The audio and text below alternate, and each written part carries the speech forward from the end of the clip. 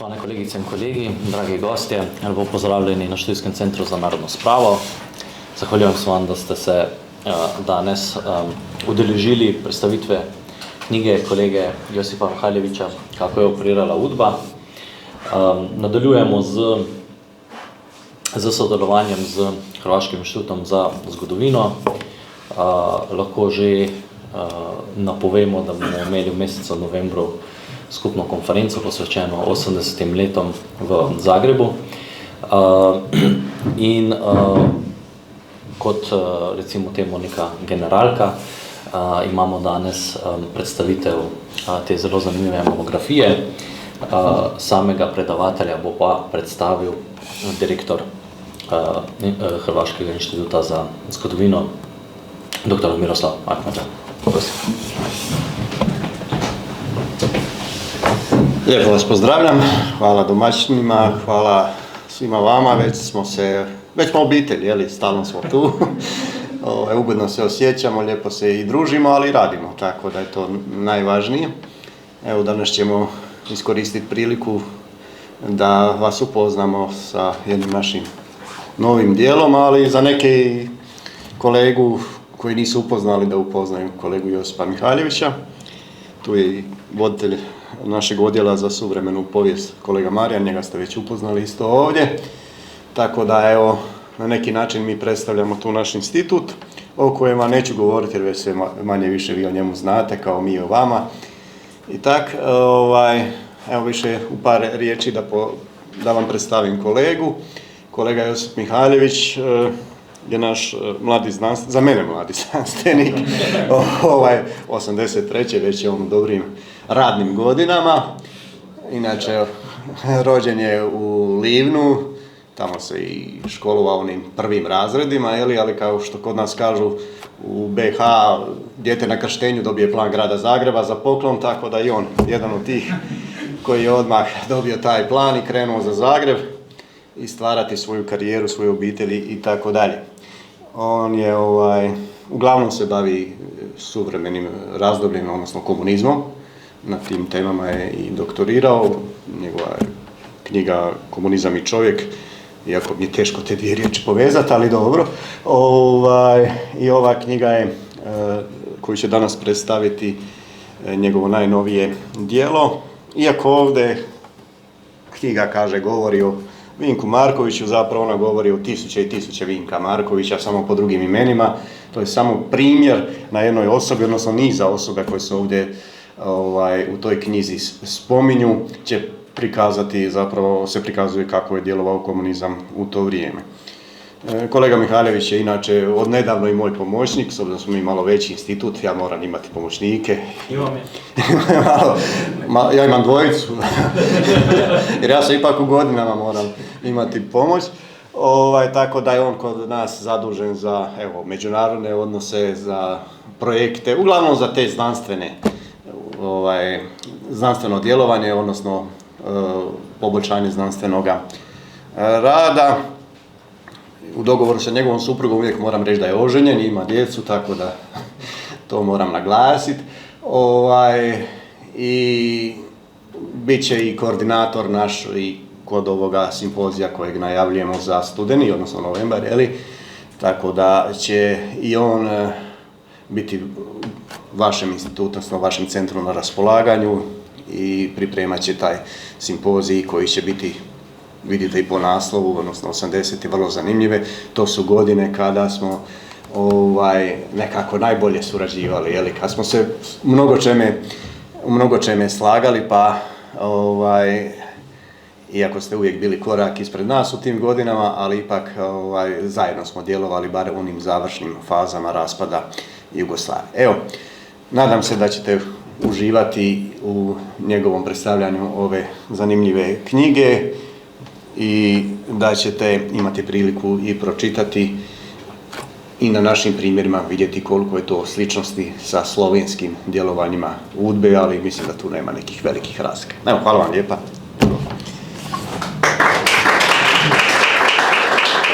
Zahvaljujem direktorima na predstavljanju, naravno zahvaljujem Študijskom centru za narodno spravo za ovaj poziv, evo i priliku da vam predstavim ovu moju knjigu koja je evo izašla već, sad će još malo, pa 2 godine, ali evo nikad nije kasno da se podsjetimo na temu koja je uvijek aktualna evo, u našoj historiografiji, odnosno i u slovenskoj, i u hrvatskoj, a i naravno i šire.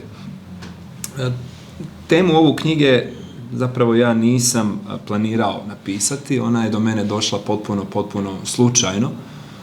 Naime, kako sam moju prvu knjigu objavio još tamo od 2016. godine, ona se bavi odnosom pojedinca u komunističkom sustavu i komunikacijom pojedinca sa strukturama vlasti.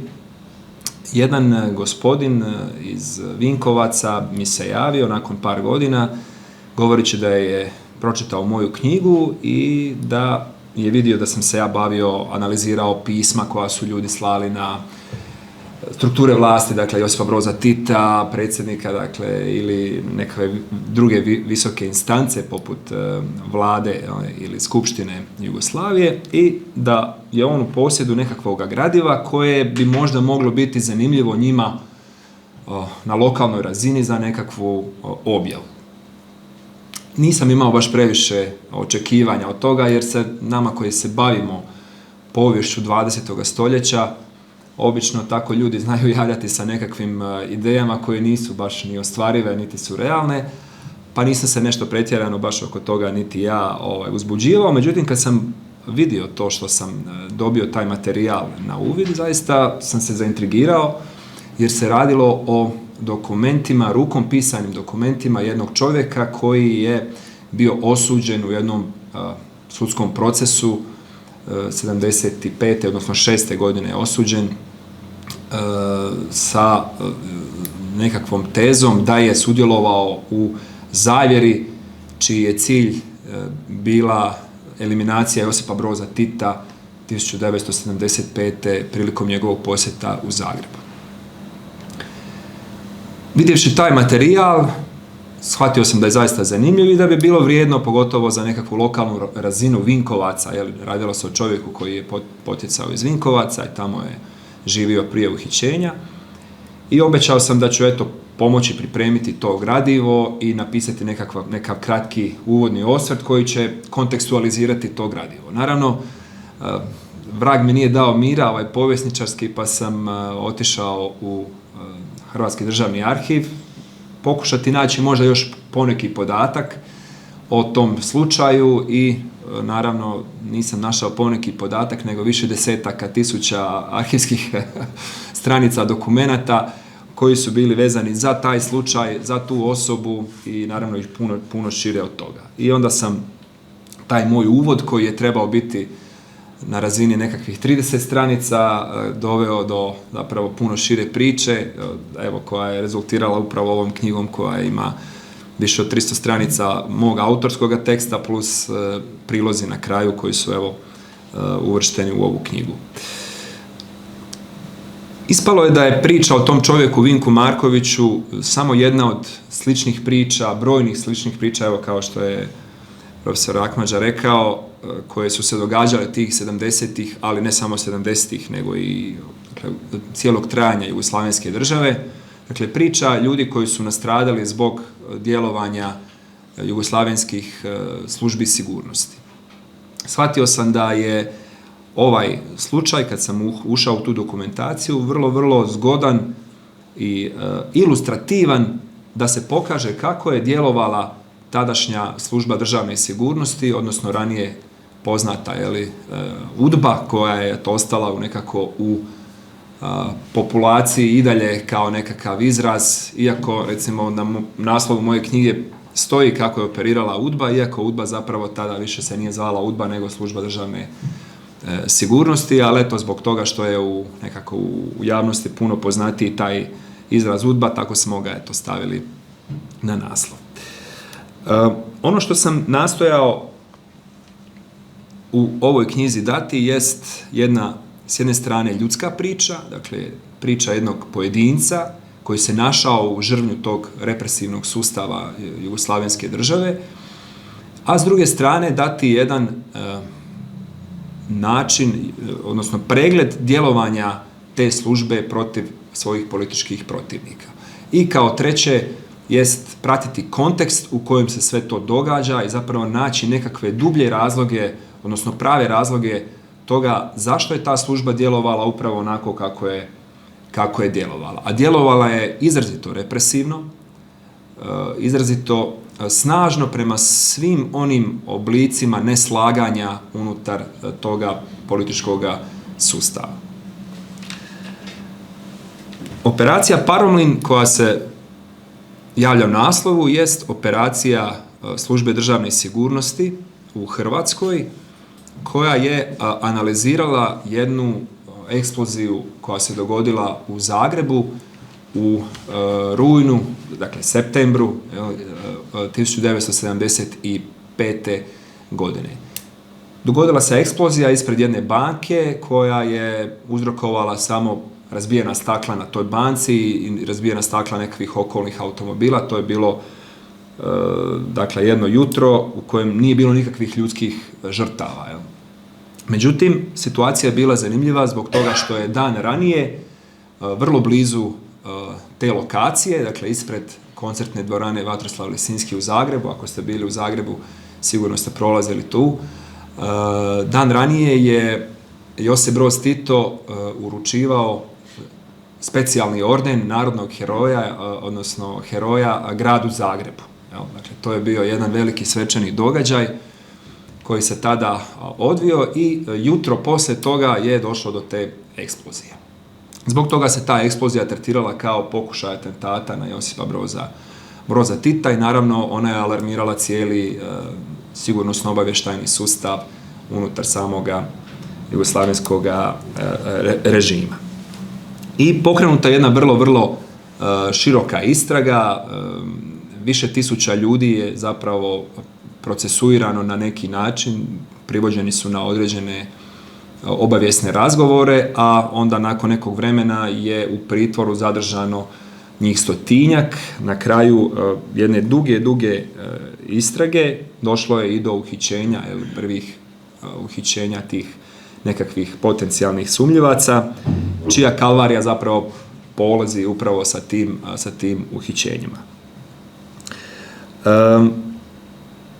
Uz tezu da se radilo o pokušaju ubojstva Josipa Broza Tita, dakle što je propagirao sustav vlasti, a naravno kasnije i već tada neki autori koji su bili, ja bih rekao, naslonjeni na sustav sigurnosti. Ja vjerujem da kolege koji se bave istraživanjem represije jugoslavenskog režima znaju da su neke knjige koje su objavljivane tih godina zapravo bile samo preslike elaborata UDBE, kad ih se nađe u arhivu, vidi se da su zapravo oni dobivali te materijale iz samoga sustava, što znači da su to bili izrazito povjerljivi ljudi koji nisu bili neovisni povjesničari i istraživači. S jedne strane, dakle, postojala ta teza, a s druge strane postojala je druga teza koju su promovirali žrtve toga događaja, poput Đure Perice, kasnije saborskog zastupnika u Hrvatskoj i mnogi drugi, koji su smatrali da je ta bomba, zapravo ta eksplozija i cijeli taj politički, odnosno sudski proces, da su bili namještaljka same UDBE. Evo, to je bio nekakav moj glavno istraživačko pitanje, vidjeti što se tu zapravo dogodilo, koja je teza ispravna, jesu li u pravu jedni, jesu li u pravu drugi, i evo, cijela ta knjiga nastala je upravo s tom motivacijom. Vinko Marković nije bio nekakva poznata osoba, on je bio jedan direktor jednog OUR-a u jednom voćnjaku u Slavoniji, dakle, potpuno zapravo irelevantan. Ono zašto je on nastradao jest zbog toga što se našao na krivom mjestu u krivo vrijeme, to što je bio u kontaktu sa prvo optuženim u tom procesu, Tvrtkom Milošem, s kojim je u nekoliko navrata razgovarao kao inženjer agronomije. Oni su surađivali na tom voćnjaku i ovaj prvo optuženi je davao izjave kojima je kompromitirao brojne druge osobe s kojima je dolazio u kontakt, između ostalih i Vinka Markovića. Marković je i njih 13 skupa završilo na sudu, nekoliko ih je oslobođeno optužbi, a prvih pet optuženih je bilo osuđeno na smrt, koja se ipak nije izvršila, nego je sud to onda preinačio u maksimalnu kaznu od 20 godina strogoga zatvora.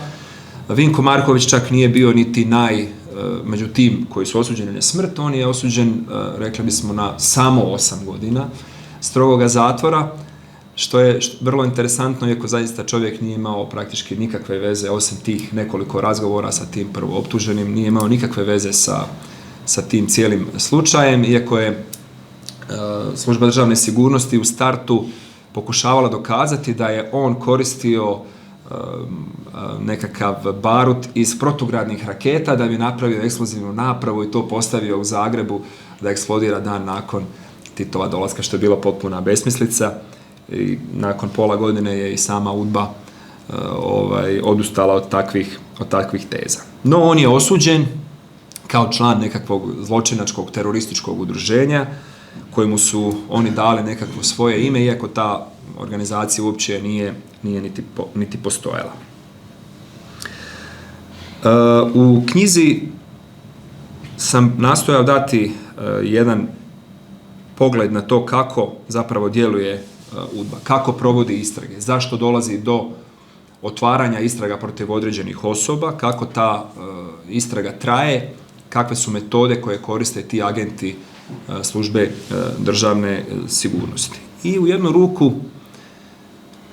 možda se čovjek malo i razočara s time, jer često se govorilo ozna sve dozna, UDBA ti je sudba, implicirajući da je to jedna svemoguća organizacija koja zna apsolutno sve, koja ima svu raspoloživu dokumentaciju, istinu u svojim rukama, ali onda shvatite zapravo kroz jedan ovakav slučaj koji je zaista opsežan. Ja sam u ovom slučaju, dakle, postoji dokumentacija u Hrvatskom državnom arhivu, direktno baš za ovaj slučaj i za dosije Vinka Markovića, to je sve skupa sam prošao više od 20.000 stranica dokumenata vezano za taj slučaj i onda dođete do zaključka da sve ono što su oni imali bili su nekakvi doušnički tračevi, poluinformacije, dakle nikakvog konkretnog dokaza nisu imali. To je zapravo u jednu ruku pokazatelj da tadašnja UDBA, ili Služba državne sigurnosti, nije bila baš neka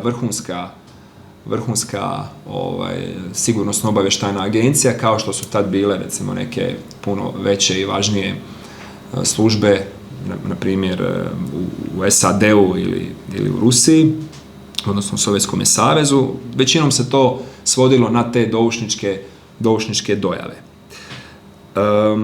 Druga stvar što sam primijetio radeći na ovom slučaju jest da su sami agenti više manje preuzimali ono što bi netko ranije napisao. Na primjer, dosije Vinka Markovića traje od početka 70. godina sve do kraja postojanja Jugoslavenske države, dakle sve do 90. godine, on je stalno pod nadzorom, dakle i nakon što je osuđen, on je u zatvoru bio nadziran od barem jednog agenta službe, odnosno doušnika iz zatvora, i nakon oslobađanja, puštanja na slobodu, on je stalno pod nekakvim nadzorom i njega se stalno prati. Međutim, kad vidite da kroz taj dugi niz godina više agenata preuzima njegov dosje, odnosno vodi njegov slučaj, onda oni zapravo samo prepisuju ono što su rekli, napisali oni ranije, ne ulazeći baš u nekakvu detaljnu kritičku analizu onoga što su zatekli u tom dosjeu. Tako da je dosta razočaravajuće kad se misli da je to bila jedna vrlo, vrlo ozbiljna, bila je ozbiljna, da se razumijemo, u smislu vrlo negativnih posljedica koje je čovjek mogao snositi radeći nešto što je njima bilo nepodobno, ali što se tiče same kvalitete rada sigurnosno-obavještajnog sustava, mislim da je poprilično to puno slabije od onoga što možda javnost smatra, pa čak i historiografija koja je dosad to obrađivala.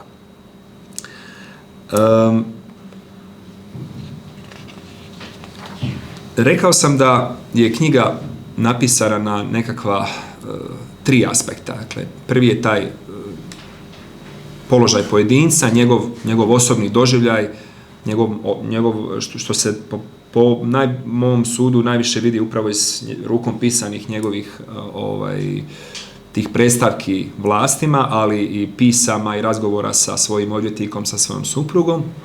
Onda imate taj aspekt u kojem nastojim prikazati kako je izgledala struktura UDBE, odnosno službe državne sigurnosti, kakve su bile njene metode, i treći aspekt je taj kontekst. I to pokušavam kroz ovu knjigu nekako cijelo vrijeme, rekao bih, kombinirati. Dakle, nije ovo sad da imamo jedno poglavlje samo o ovome, jedno poglavlje samo o ovome, a treće poglavlje o ovome. Nego cijelo vrijeme pokušavam nekako dati jedan zajednički kolaž koji po mom sudu je nekako prijemčiviji za i šire čitateljstvo.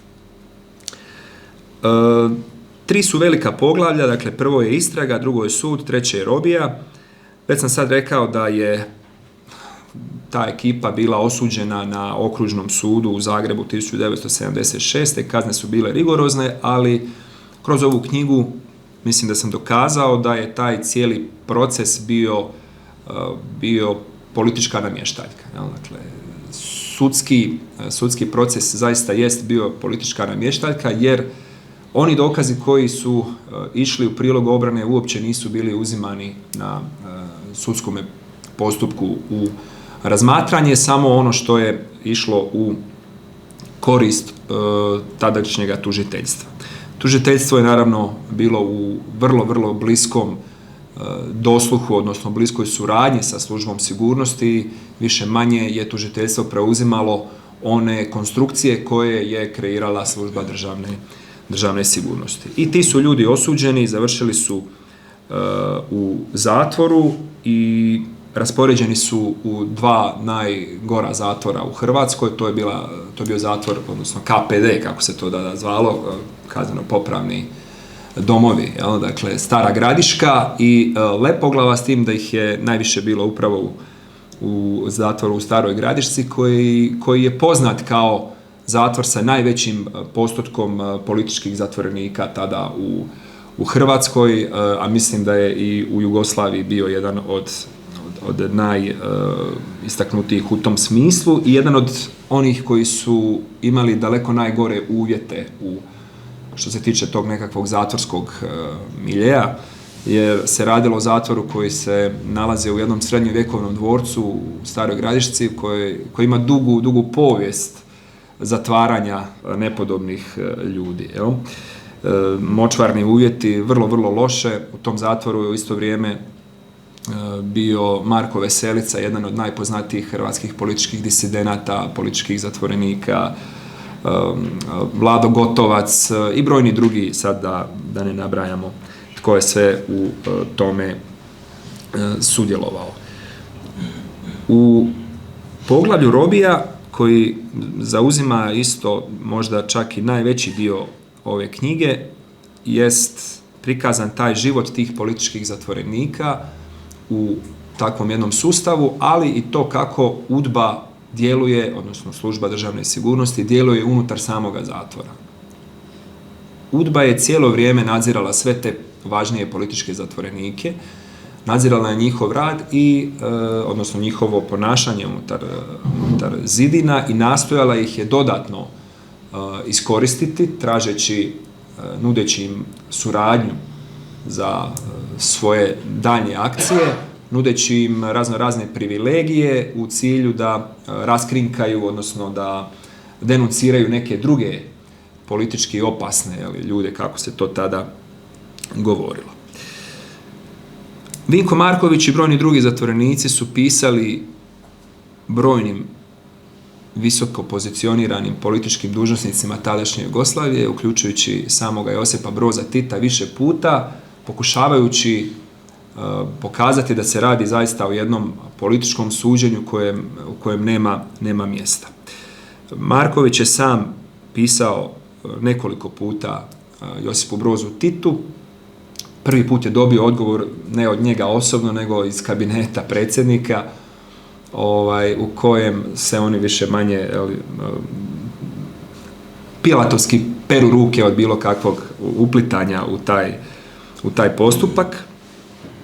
No, ono što je zanimljivo jest da je i zatvorska uprava zapravo zabranjivala da se pišu takva pisma, on bi ih stalno uzimali iz te pošte na koju su zatvorenici imali pravo. Uzimali su ih, pregledavali, cenzurirali ili bi uopće ih ne bi slali na one adrese na kojima je inzistirao određeni zatvorenik.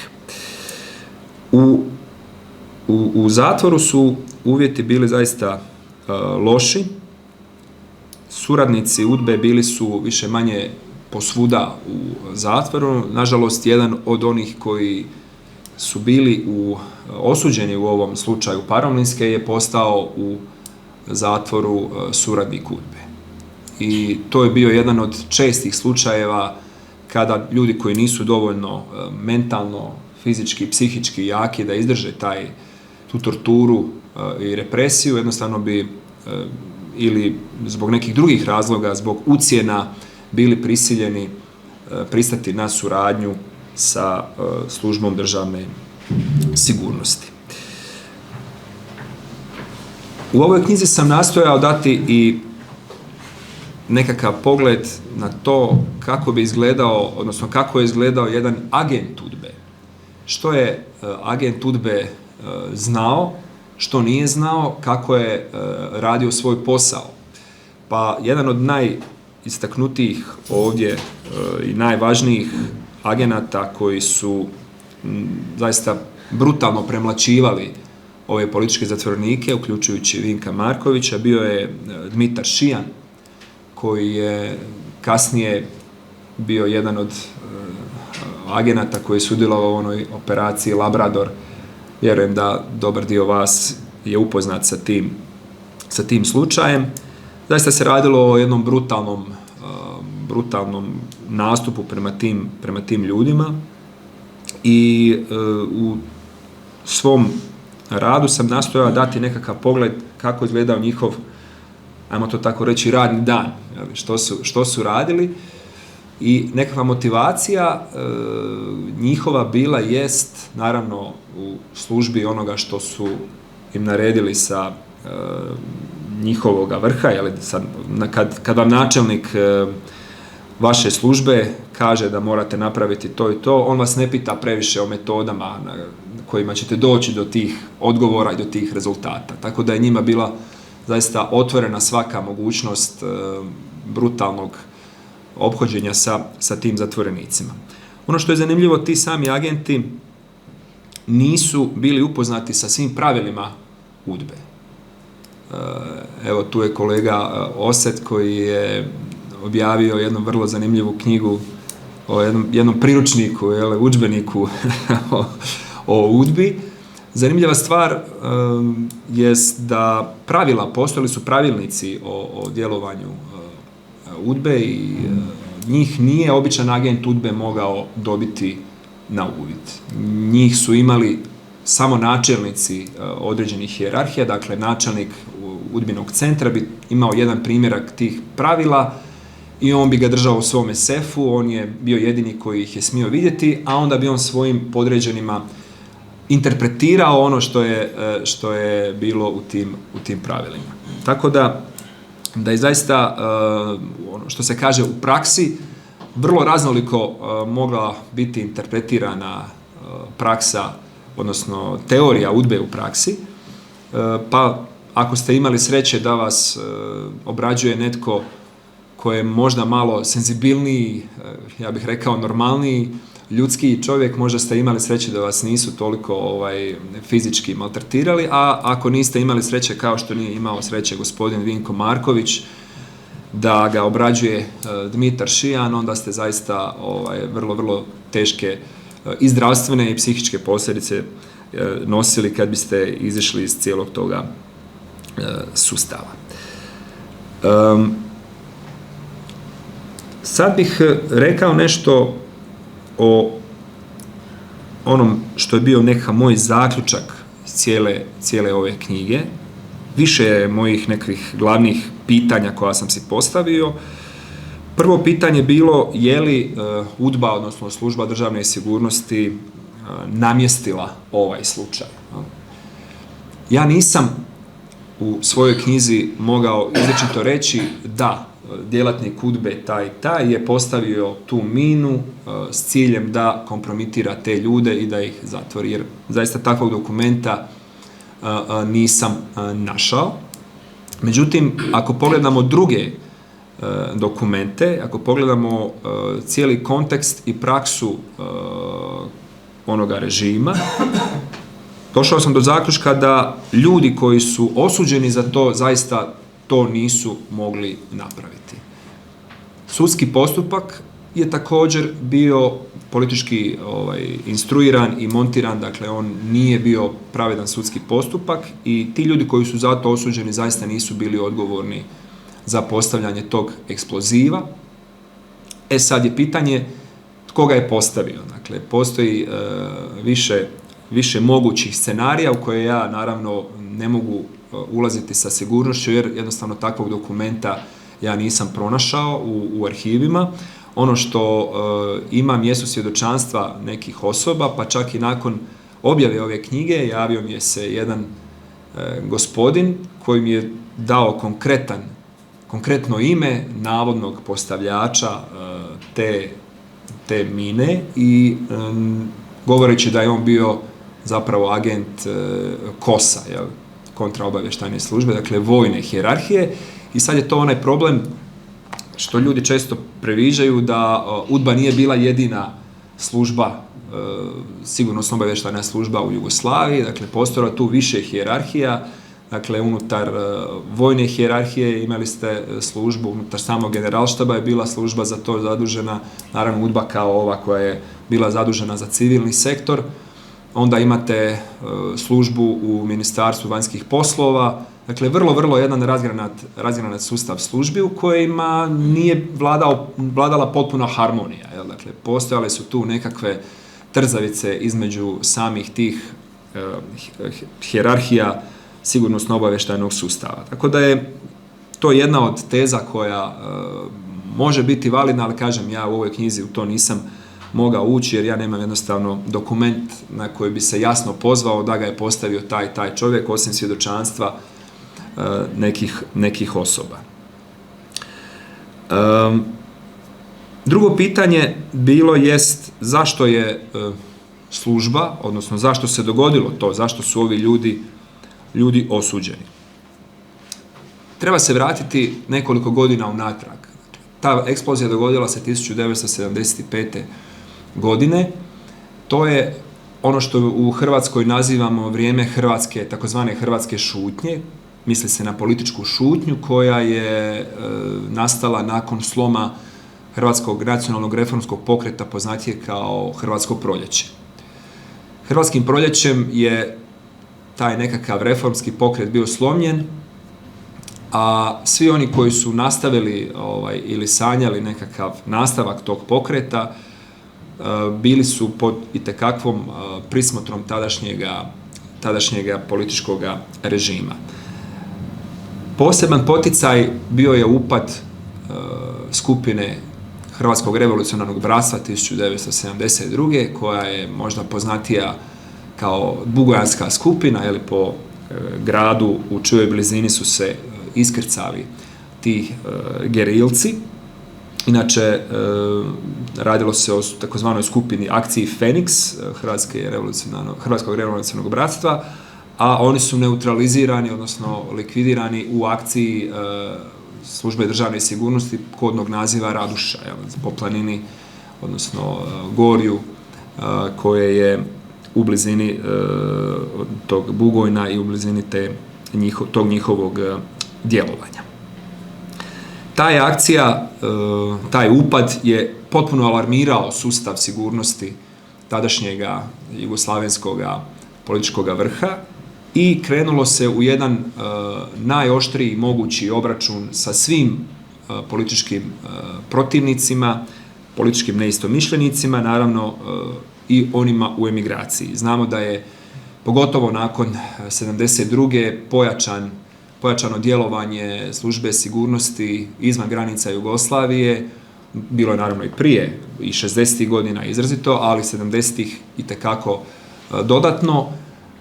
Dolazi do brojnih političkih ubojstava, odnosno likvidacija emigranata u zemljama Zapadne Europe, Amerike i tako dalje. Dakle, imamo jednu vrlo, vrlo aktivnu djelatnost sigurnosno-obavještajnog sustava izvan granica Jugoslavije, ali isto tako i unutar granica Jugoslavije. S jedne strane je to i razumljivo, jer govoreći o hrvatskoj političkoj emigraciji, jedan dio te emigracije zaista jest pribjegavao nekakvim terorističkim metodama, postojali su određeni napadi eksplozivom u emigraciji, pogotovo na diplomatsko-konzularna predstavništva Jugoslavije vani, ali ponešto se događalo odnosno pokušavalo se i u Jugoslaviji. Tako da ovaj slučaj je bio u jednu ruku posljedica te pojačane aktivnosti jugoslavenskog represivnog sustava protiv tih političkih protivnika i naravno ono što je zanimljivo jest da su u ovom slučaju Paromlin povezali ljude u Jugoslaviji, dakle u Hrvatskoj, sa ljudima iz emigracije. Dakle, to je bio glavni motiv da se poveže te ljude u domovini sa onima vani, da se kaže da su to zapravo sve terorističke organizacije, da je to terorizam protiv kojeg se treba boriti, a znamo da je tih 70. godina terorizam u svijetu bio jedna od poznatijih načina političke borbe, sjetimo se ovih arapskih organizacija, pa na kraju krajeva IRA, ETA, tad su bile dosta, rekli bismo, aktivne u tom pogledu. Služba je zbog toga krenula u preventivne akcije. Jedna od tih akcija, po mom sudu, upravo je bila ova akcija Paromlin, gdje se nastojalo spriječiti bilo kakvu povezanost tih hrvatskih političkih organizacija vani sa nekakvim jezgrom ili nekakvim skupinama unutar domovine. I ono ključno što mislim da treba istaknuti na kraju jest o samoj UDBI. Često se zaboravlja, govori se UDBA je bila ovakva, onakva, taj sustav je imao UDBU, oni su radili za UDBU i tako dalje. UDBA jest bila nekakvo zlo, ja bih rekao, zbog ovog njihovog djelovanja, ali se zaboravlja ona ključna stvar. UDBA jest jedan instrument komunističke partije, odnosno Saveza komunista Jugoslavije. UDBA nije radila mimo onoga što bi zacrtala tadašnja partija na vlasti. UDBA je bila zapravo jedna od institucija koja je bila u rukama najvišega političkoga komunističkoga vrha. To je ono što se često zaboravlja, pa se govori o UDBI kao nekakvom zlu iz toga vremena, a zaboravlja se da je iza te UDBE zapravo postojao nalogodavac koji je sve to orkestrirao sa samoga vrha. Ono u knjizi što sam donio, što mislim da je zanimljivo, jest da su sami djelatnici, načelnici UDBE znali isticati u razgovorima sa svojim djelatnicima i recimo na nekim seminarima o kojima isto pišem u ovoj knjizi, kad instruiraju svoje agente, govore o djelovanjima sigurnosno-obavještajnog sustava, govore da ono što nas, dakle UDBU, jugoslavenski sustav sigurnosti dijeli, odnosno što je diferencija specifika u odnosu na sve druge, ne sve, ali one u nekom demokratskom svijetu službe, službe sigurnosti postoje u svakoj državi, tako i u Jugoslaviji, ali ono što je specifično jest da one nemaju klasni interes. To je recimo jedan zgodan citat koji sam prenio i u knjizi. Dakle, te službe nemaju klasni interes, mi imamo klasni interes, mi smo tu prvenstveno da štitimo klasu ili radničku klasu protiv buržoazije i da služimo interesima naše avangardne komunističke partije. to je ono što je po mojem sudu se često zaboravlja, a sami djelatnici UDBE to su itekako dobro znali, politički vrh je to itekako dobro znao i instruirao je zapravo i upravljao cijelim tim sustavom. U knjizi ćete naći neke zgodne možda stvari u kojima neki političari visoko pozicionirani, kao na primjer Vladimir Bakarić, prvo i glavno ime hrvatskih komunista u tom vremenu, koji je kao predsjednik ovoga saveznog vijeća za SUZUP-a, dakle, koji je bio odgovoran za nadzor tih službi. Zanimljivo je kad posjedne te šefove tih službi republičkih i onda im, rekli bismo, narodski drži bukvicu, kako su loši, kako loše rade, kako nisu dovoljno preventivno djelovali, pa se dogodilo ovo, pa se dogodilo ovo. To je zaista zanimljivo i vrlo jasno pokazuje da je UDBA, služba državne sigurnosti, bila samo jedan štit i mač Saveza komunista Jugoslavije. Evo, ja se nadam da sam vam uspio približiti otprilike ono što možete čitati u knjizi. Mnoštvo je tu detalja koje možda čitatelja više zaokupe, ovo je čisto jedan generalni presjek. Nadam se da ćete možda naći vremena i eto malo prelistati ovu moju knjigu. Evo, hvala vam lijepo.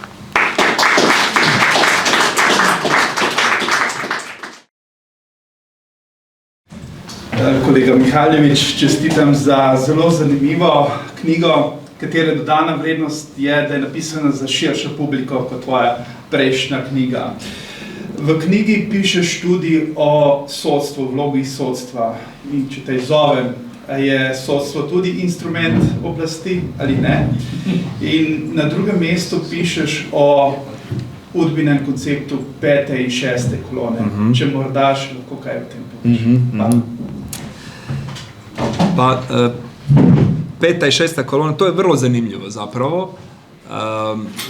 I tiče se ovog konteksta o kojem sam govorio, dakle, nakon upada Bugojanske skupine, pogotovo, tada i prije, ali pogotovo nakon toga, dolaze i do raznih analiza unutar sustava sigurnosti, gdje perzistira jedna teza da se protiv Jugoslavije vodi specijalni rat. Dakle, specijalni rat protiv Jugoslavije. I onda u tim brojnim analizama možete naći više manje slične teze, a teze su ove, dakle, da u Jugoslaviji postoji 5. kolona, dakle, to bi bili politički protivnici, unutrašnji neprijatelji koji čekaju pravo vrijeme da se aktiviraju, ako izvana dođe nekakav sustav, odnosno nekakav poticaj i događaj koji bi aktivirao tu 5. kolonu. Dakle, to bi bila ta 5. kolona. Na kraju krajeva, ova skupina koja je osuđena u akciji Paromlin jest proglašena upravo takvom skupinom.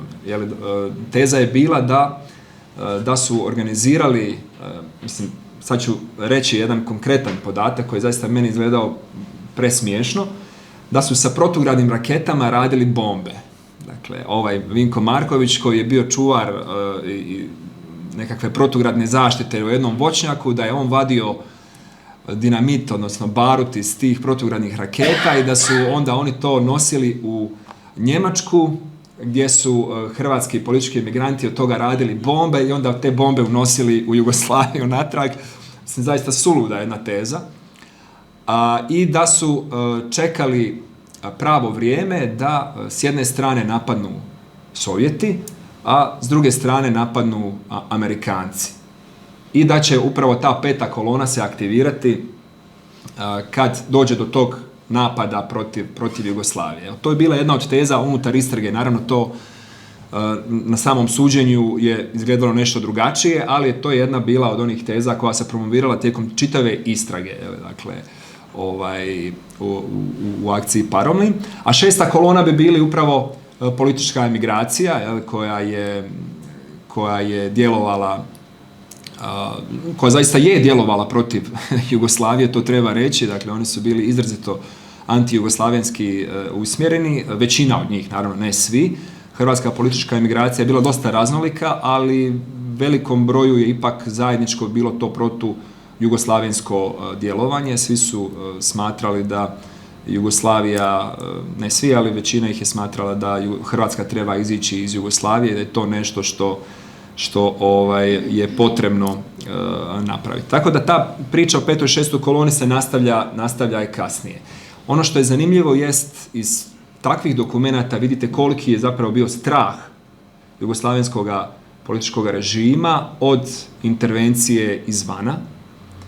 I to ne toliko sa zapada koliko intervencije sa istoka. Naravno, najveća opasnost je uvijek bila od Moskve. Uvijek se na Moskvu gledalo kao najopasniju stvar, pogotovo nakon upada Sovjetskog saveza u Čehoslovačku 68. godine, nakon Praškog proljeća. Tad dolazi do promjene u onu koncepciju teritorijalne obrane. U ovom razdoblju zaista prema Rusima se uvijek, odnosno prema Sovjetima se uvijek gleda, kad se analiziraju kad se pogledaju te njihove analize o tom specijalnom ratu, uvijek je broj 1 analiza sovjetske strane. Onda tek ide SAD, a onda svi ostali drugi. Dakle, to je bilo u tom pogledu, ali eto, ta 5. 6. kolona, to je zapravo bilo jedno povezano s drugime. 5. kolona će biti ta koja će otvoriti put vanjskoj intervenciji tih velikih sila. Evo. Ne znam, jesam... Svo pitanje za pravosuđe, da li instrumentalizacija pravosuđa. Da, pravosuđe je zaista bilo u ovom slučaju izrazito instrumentalizirano. Ja sam, moram priznati, postao razočaran sa nekim stvarima koje sam otkrio u ovoj knjizi. Nažalost, u hrvatskoj javnosti to baš nije odjeknulo previše.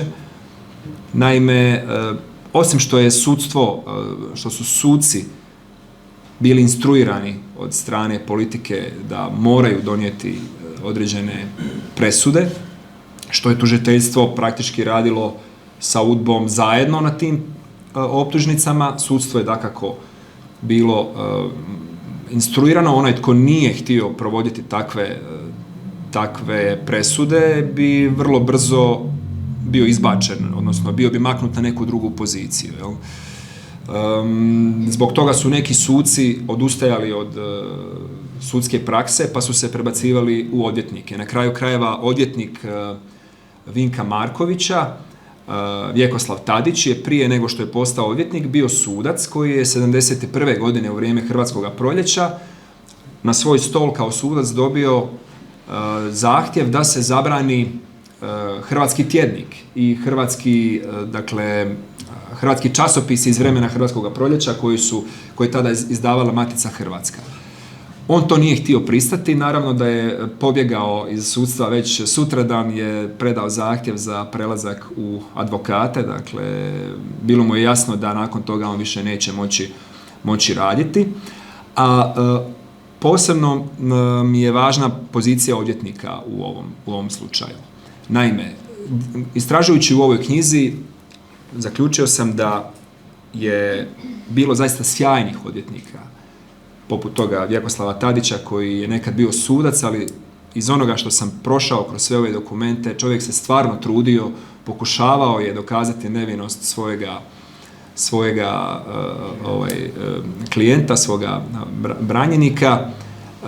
Zbog toga je trpio i prijetnje od strane službe, ali naravno kao čovjek koji je već imao određenog iskustva nije se dao time zastrašiti. Bilo je tu još u tom procesu je bilo još nekoliko poznatih odvjetnika, Barović, Radović, dosta ovako zanimljivih ljudi koji su branili brojne političke zatvorenike, ali s druge strane bilo je i odvjetnika koje je upravo za odvjetnike postavljala sama UDBA. Jedan od odvjetnika jednog od optuženih je bio suradnik UDBE, branio je Antuna Cinka, danas pokojnog. Ja sam uspio tijekom izrade ove knjige doći s njim u kontakt. On je živio u Austriji i otkrio sam mu to da je njegov odvjetnik bio suradnik UDBE. On to nije znao, ali je rekao da je s obzirom na pripremanje njegove obrane i pitanja koja mu je postavljao u tome izgledalo više kao da ga pokušava kompromitirati nego što ga pokušava braniti. I zaista je to tako bilo i na sudu. Nažalost, taj odvjetnik je kasnije postao, mislim, danas je živ, vrlo je poznat odvjetnik u Hrvatskoj, objavljuje knjige, neću sad o imenima, onaj tko želi znat će, ali evo, nažalost, takvi odvjetnici danas izigravaju moralne vertikale i u Hrvatskoj 2020. i neke godine. Igor Merzan. Ja sam radio prije 2-3 godine što je u našem arhivu o akciji Paromlin. I meni je, ja sam sad zaboravio da je bio to na dan Titovog dolaska, nisam bio kad ste počeli. Dan poslije. Dan poslije. Da. Ali nikako nisam razumio, dobro, ako je bilo to smiješno, ali zašto ono ulici, ja sam išao u Zagreb to gledati o uličicu koje tamo Tito nije prolazio. Tako da, i ako bi tada on prolazio, to ne bi bilo ništa opasno. Ne. To je bila neka sporna ulica kod neke banke. To je kraj Kreditne banke Zagreb, dakle to vam je, koja je danas, upravo su je srušili prije nekoliko dana. Da, vidio sam da... Da, to je glavni kolodvor, iza glavnog kolodvora, kad idete prema Vukovarskoj ulici, kod Vatroslava Lisinskog koncertne dvorane. On je taj orden davao ispred dvorane Lisinski. Ta eksplozija je bila udaljena nekih, mislim jedno 300-400 metara sigurno. Ta eksplozija nije mogla ništa napraviti, nema šanse, dakle nije uopće upitno. Druga stvar, eksplodirala je dan poslije. Ja u knjizi objašnjavam cijeli taj sudski postupak. Naime, teza tužiteljstva, koja je na kraju i prihvaćena na sudu i u sudskom pravorijeku je bila, da su ti ljudi postavili tu minu, eksplozivnu napravu, zakopali je, da su je aktivirali digitronskim satom, da eksplodira, ali su slučajno krivo kao postavili datum. Ono što je zanimljivo, da je sama Republički sekretarijat unutrašnjih poslova SR Hrvatske je radilo forenzičku analizu te naprave i našli su da se radilo o satnom mehanizmu koji se može postaviti maksimalno 12 sati prije, dakle, odnosno 11 sati 59 minuta jer 12 sati je već gotovo, dakle ona bi eksplodirala. Što je značilo da bi tu minu koja je postavljena, koja je eksplodirala u dan poslije ujutro, nju je netko postavio u vrijeme, taj dan kad je Tito baš bio tu. A ako znamo kakav je protokol kad dolazi jedna visoka pozicionirana osoba, a pogotovo Tito koji je, valjda, ako imamo u kontekstu taj sustav koji je bio izrazito, ja bih rekao, histeričan oko te sigurnosti Josipa Broza Tita i ako imamo na umu ono što su neki od ljudi iz osiguranja Tita puno prije i kasnije objavljivali kako se osiguravao dolazak Josipa Broza Tita. Dolazak Josipa Broza Tita se osiguravao mjesecima ranije. Svi politički sumnjivi ljudi su bili stavljani u nekav kućni pritvor ili u zatvorski pritvor, šahte su se na cesti zatvarale. Cijeli taj sustav u određenom radijusu je bio potpuno pod njihovom kontrolom, dakle nije mogao nitko ni prići ni blizu tom području. Dakle, ono jedino što zapravo govori da je tu eksplozivnu napravu na to mjesto mogao samo postaviti netko iz tog sustava. Dakle, to je vrlo jasan dokaz da je ta bomba bila postavljena, a sad koji je dio hijerarhije, s obzirom da sam ja prošao zaista tu dokumentaciju SDS-a, ne mogu reći da ga je postavio SDS, odnosno SDS zagrebački ili republički SDS. Ono što postoji kao teza jest da je to postavio jedan drugi agent iz druge hijerarhije, iz KOS. Još jedno pitanje. Ja sad pregledavam arhivu Bleiburškog voda. Ima kod nas 2500 stranica u našem arhivu. I baš jučer sam čitao, zaboravio sam ime, da je jednog glasovitog člana ovog Bleiburškog voda sin bio osuđen na smrt zbog ovog operacija, ali ja to nigde prije nisam video. To je Tvrtko Miloš, to je prvo optuženi u ovom procesu, Tvrtko Miloš, on je sin Petra Miloša koji je bio jedan od osnivača. I na smrt je bio osuđen. Bio je na smrt osuđen, ali su odmah u istoj presudi, presuda vrlo pišem u knjizi, da, vrlo zanimljivo je kako je sudac presudu komentirao. Evo, osuđeni ste na smrt, ali s obzirom da je ovo humana država koja daje drugu šansu, mi ćemo vam smanjiti kaznu na 20 godina strogoga zatvora. Jer su njegovom ocu baš u Pliberku, odnosno mislim u Klagenfurtu, čini se, rekli neki koji su došli do njega da ako on postane suradnik UDBE, da će neće sina ubiti, recimo. Da. Zanimljivo. Zanimljivo je da je njegov sin, koji je prvo optužen u tom procesu, zaveden kao suradnik UDBE 10 godina ranije. To je zanimljivo. Ja sam to analizirao i pokušao sam to kontekstualizirati. O čemu se radi? On je tad bio mladi student i kod njega su nađeni leci, dakle to je bilo sredinom 60-ih. Leci koji su bili onako za Hrvatsku državu, uglavnom on je tad bio u studentskoj sobi, je bila premetačina gdje su mu to našli, priveli su ga, stisnuli su ga da bude suradnik, on je na to kao mlad čovjek, imao je tek 20 godina, pristao i ja sam analizirao sve te njegove izvještaje, odnosno izvještaje agenta koji je bio njemu kao... Imao je kodno ime? Imao je kodno ime Goran, da. Ne agent, nego Tvrtko Miloš imao kodno ime Goran. A agent je imao svoje ime, ja sam napisao i naziv tog agenta. I onda sam analizirao sva ta izvješća tog agenta u kojem on opisuje što mu je rekao taj suradnik, odnosno Tvrtko Miloš. Tvrtko Miloš je išao u Klagenfurt kod svog oca i onda je u više navrata davao informacije tom agentu UDBE o čemu je razgovarao sa svojim ocem. I sad, ako mi nekritički uzmemo taj dokument i vidimo Tvrtko Miloš, suradnik Goran, on je bio suradnik UDBE i sad to objavimo kao takav dokument, taj čovjek on je suradnik UDBE i to je gotovo.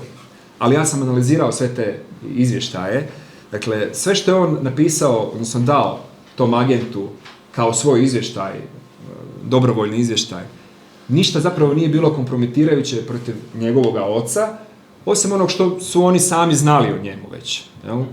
Dakle, da ja imam tezu da je njegov otac vjerojatno znao, mislim nisam to stavljao u knjigu, ali pretpostavljam da je i sam otac znao da su oni o tome razgovarali i da je znao da on mora tako djelovati da bi jednostavno preživio jer druge opcije nije bilo jer on bio sin ipak jednog izrazitog hrvatskog političkog emigranta koji on je bio jedan od onih koji su postavljali ploču u Bleiburgu, ovu Bleiburgu ploču. Hvala vam. Še zadnje vprašanje.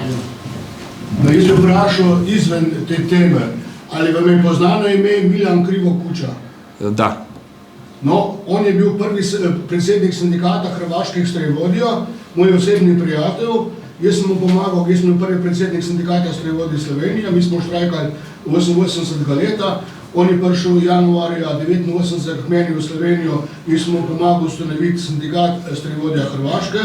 Nas je vabil potem Warren Zimmerman tudi na ameriško ambasado kot predstavnike sindikata Hrvaške, njega in mene kot Slovenije. On je bil potem tudi na stroške ameriške vlade en mesec v Ameriki, ki je preučeval ameriški sindikalizem. Njega so pa 92 leta ubili v Zagrebu. State Department je zahteval od Tudžmana, da najdejo morilca. Pa me zanima, ali vi kot Zagrebčani kaj vete o tem, odnosno ali so tega morilca že najdeli. Hvala lepa.